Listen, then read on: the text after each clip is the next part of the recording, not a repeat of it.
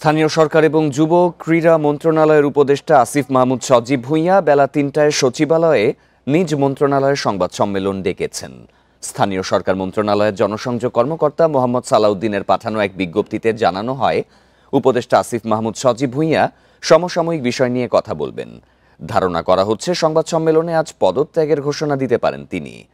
গত বছরের ৫ই আগস্ট শেখ হাসিনা সরকার পতনের পর ৮ই আগস্ট মুহম্মদ ইউনূসের নেতৃত্বে অন্তর্বর্তী সরকার গঠিত হয়। আসিফ মাহমুদ প্রথমে শ্রম উপদেষ্টা, পরে স্থানীয় সরকার মন্ত্রণালয়ের দায়িত্ব পান। স্থানীয় সরকার উপদেষ্টা ঢাকা থেকে ভোট করবেন সেটা আগেই জানিয়েছেন। তিনি গত ৯ নভেম্বর ভোটার এলাকা পরিবর্তন করে ধানমন্ডিতে ভোটার হওয়ার আবেদন করেন। এরপর ঢাকা ১০ আসন থেকে নির্বাচন করতে পারেন বলে আলোচনা ছড়িয়ে পড়ে।